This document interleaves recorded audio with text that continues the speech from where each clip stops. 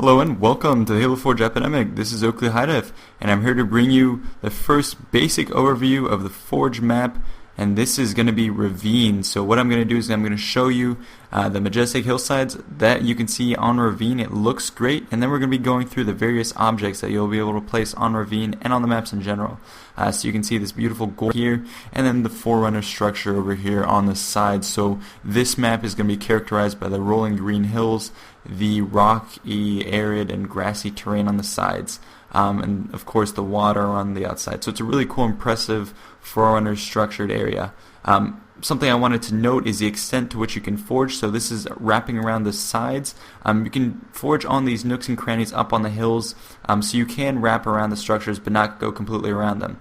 All these bluffs, there will be sort of outcroppings that you can forge on, so that's nice. That's going to be sort of an opportunity to put different parts of maps around. But if you go too high and in some areas too far around to the side, you will run into soft kills. So it's not as free as you might intend or might have thought. Another problem is that when you get down to the water, there's a soft kill and then you will die, so this actually severely limits it. And now I'm going to be taking you through the various forged objects that you can place on this map. So you have a bunch of the objects that we had in Halo Reach. They've been reskinned, and what I decided to do is pull out a bunch of the new ones or the ones that have been reskinned that look more interesting.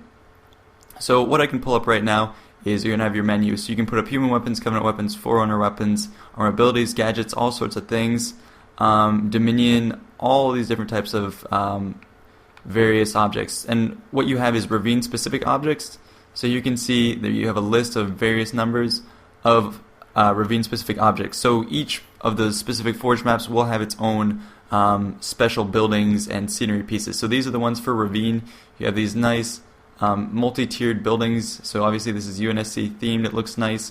The texture is going to be cool. It comes with a nice artifact base here that kind of mirrors the Forerunner theme there. You can use that to patch up different areas of the map. You also have these nice catwalk pieces right here that have cool frills and details on them that we'll be able to use a lot. UNSC logos on this bridge wall piece will all be very, very good. Something I want to say as I'm showing you guys this is I'm actually really excited for the amount of detail we'll be able to pull off.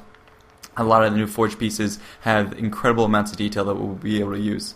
Right here, these are the only rocks afforded to us on this map. It kind of sucks because I was expecting to have a large seawall that we could play around with.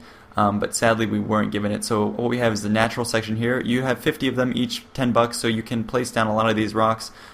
This rock 4 here, you'll be able to stack a bunch of them on top of each other to make a wall and stuff like that. So we'll deal with that. You can block off areas of the map relatively easy, especially with magnets and the replicating tools. Moving along, a lot of the reskin pieces look really nice. They have these new bits in them that you can just use as part of your map to add just a little bit more color and details. Then over here, this is the Coliseum window right here. Reskin, looks great. Looks like you can actually use it, whereas the other one had diagonally slanting windows. That was pretty useless. Now it's vertical, large windows that you can actually see through. Over here, tunnel pieces, door pieces, window pieces all look real nice. This is the new wall Coliseum here, so it's not a big blank gray slab. It has a lot of variety to it. It looks great. So I'm really happy to see how they reskin these objects. Teleporter frame has been made a little bit larger. It has more detail on it. Looking so cool. Just look at the sides of some of these objects. You'll be able to come up with so many details on your maps. Railings here, you can see no longer have the little lights on them, so they won't be as lag intensive. Over here, the antenna has again been reskinned as well. It's looking cool, looking highly detailed. I'll go ahead and point out a couple things right now. Spawn times are limited to 180 seconds, so no extension past 3 minutes. You can change the color to cyan, to red, seafoam, all these different colors right here, and you can see it does change the tips of the antenna. Over here, the reskin strut is looking good. So these are all objects we're kind of familiar with. Now I'm going to start getting into new stuff.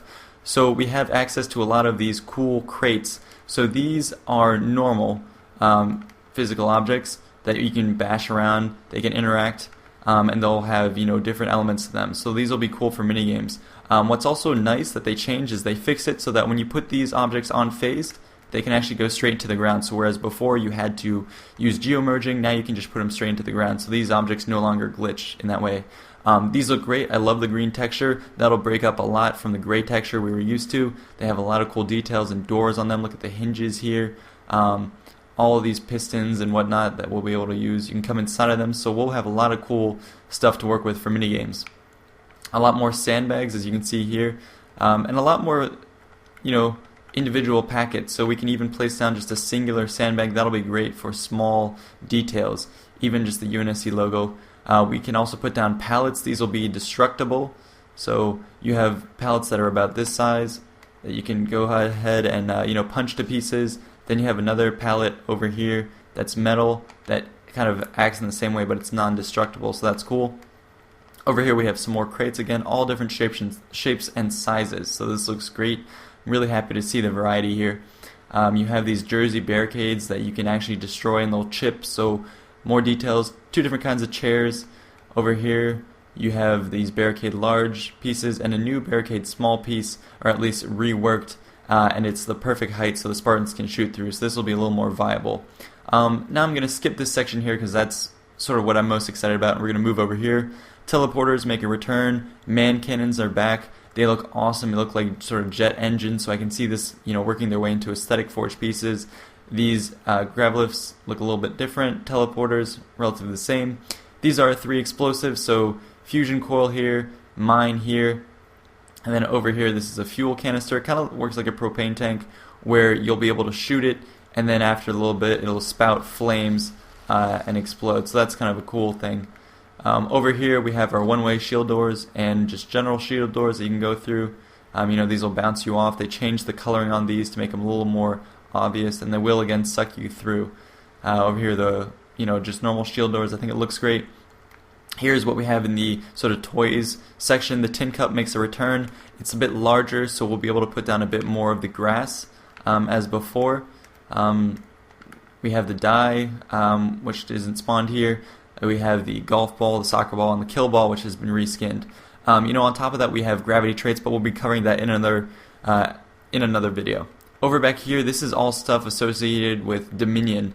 And what's really cool about this is you can place it down in Forge and not have it be Dominion specific. You can just go into the settings here and tweak them to make it Dominion specific.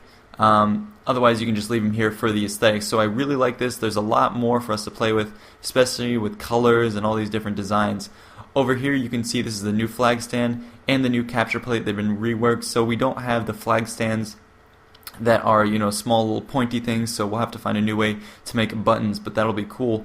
Over here, you have a bunch of these monitors and different pieces that go along with Dominion. Now, as I said, these can be used just for aesthetic means, but when you use them with Dominion, they'll have added functionality where they will actually deploy. You have these screens here that will light up, which will be awesome. We'll have another video covering Dominion. Here's a turret, which will be really cool. I can see this being used a lot for aesthetics. And back here, this is what I'm really excited about. You have these battery packs that you can put together. Right here, you have a small terminal light, and then over here, wires. That's a really, really cool, exciting thing that I'm glad to see. We've never had pieces this skinny. We'll be able to use just the tips of them to make writing, to stick out, to do buttons, and also to add more believability. And over here, you have sort of a terminal wire junction box, which I can see people using as computers. So this is going to be a brief overview of what you can expect to see on Ravine. Stay tuned for more videos where we cover the other Forge objects on the other maps, and as we show you guys, where the limitations are and what you can exploit. So thanks guys, this has been Oakley HiDef with the Halo Forge epidemic, and I'm signing out. See you guys next time. Make sure to like the video and subscribe. For those of you who are new to the channel, welcome. We will be covering all sorts of Halo 4 Forge tutorials and map features. So see you guys.